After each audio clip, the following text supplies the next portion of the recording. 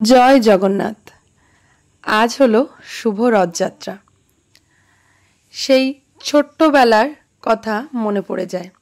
দাদুর হাত ধরে বাবার সাইকেল চেপে রথের মেলায় যাওয়া।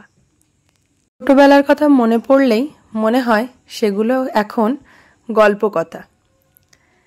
ছোট্টবেলায় মামার বাড়ি যেতাম মায়ের সাথে। মামার বাড়ির ওখানে বড় একটা রথ হতো। সেই রথের দড়ি টানার জন্য কত না অপেক্ষা, কখন আসবে বলে অপেক্ষা করা। ছোটবেলার স্মৃতিগুলো মনে পড়লে মনে হয় কত সুন্দর ছিল ছোটবেলাটা।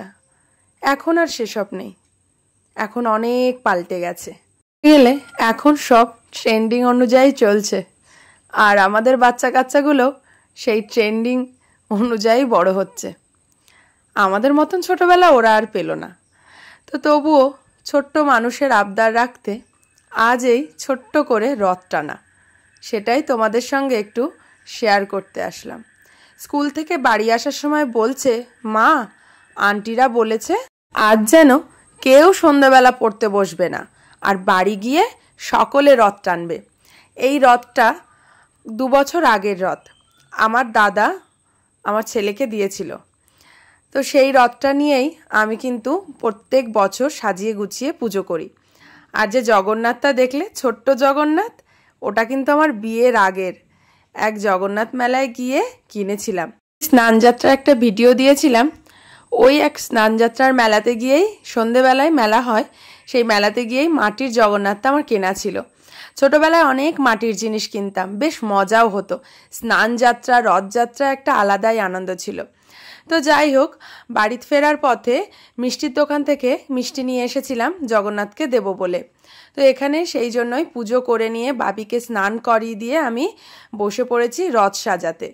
রথটা টানবে, ওর আনন্দে আমারই আনন্দ, আমারও ছোটবেলাটা স্মরণ করা যাবে।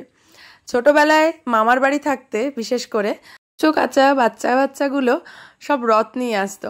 তো আমার ছেলেকে দেখেও আমার সেই আগের কথাই মনে পড়ে।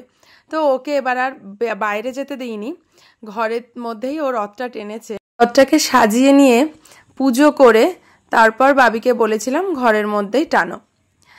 আরেকটা কথা হলো, আমার মায়ের মামার বাড়ি কিন্তু পুরীতে। সেই সুবাদে পুরীতে আমাদের অনেকবারই যাওয়া হয়েছে, কিন্তু দুঃখের বিষয় একটাই, রথের সময় কোনোবারই যাওয়া হয়নি। রথ বলো, স্নানযাত্রা বলো, এই সময় কোনোবারই যাওয়া হয়নি। আমার মা প্রত্যেক বছর এই রথযাত্রা, স্নানযাত্রা কিংবা তার স্কুলের গরমের ছুটিতে মামার বাড়ি যেত। মায়ের কাছে প্রচুর গল্প শুনেছি। আমার মা কিন্তু খুব ভালো উড়িয়া কথা বলতে পারে। আমরা কোনোদিনও মায়ের মামার বাড়ি দেখিনি। ছোট্টবেলা একবার গেছিলাম, তো তখন অনেক পুরনো, যে পুরো পোড়ো বাড়ি পুরনো হয়ে যায় না, অনেক বছরের পুরনো হয়ে যায়, সেরকম দেখেছিলাম স্ট্রাকচার। আর বড় হয়ে যখন গেছিলাম তখন আর ওখানে কোনো চিহ্নই পাইনি। আমার মাও এখন গেলে আর চিনতে পারে না, সব রাস্তাঘাট নতুন হয়ে গেছে, আর মামারাও কেউ এখানে থাকে না, মানে মায়ের মামারা। তো মায়ের কাছে অনেক গল্প শুনেছি। আমার মায়ের দাদু, মামার বাড়ির দাদু, উনি ছিলেন ওই রাজার গাড়ি চালাতেন, গাড়ির ড্রাইভার। কাছে মায়ের দিদিমার কথাও শুনেছি অনেক।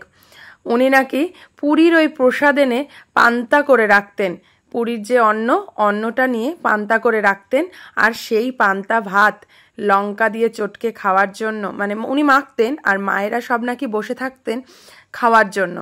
আর ওই পুরীর প্রসাদ ঘি দিয়ে গরম ভাত, আলু ভাতে দিয়ে খেতেন। মায়েরা খুব ভালোবাসতো। মায়ের কাছে প্রচুর গল্প শুনেছি। তো এখানে কিন্তু রথ টানা চলছে। রথটা কেমন সাজিয়েছি বলো, ওপরের ফুলগুলো পড়ে গেছে। আমি কিন্তু মানে যে রথের দড়িটা, ওটাও ফুল দিয়ে সাজাই। ব্যস্ততার জন্য সেটা আর হয়ে ওঠেনি। তো এই ছোট্ট করেই রথের ভিডিওটা তোমাদের সঙ্গে শেয়ার করলাম। তোমরা কিন্তু অবশ্যই জানিও আজকের ভিডিওটা তোমাদের ঠিক কেমন লাগলো।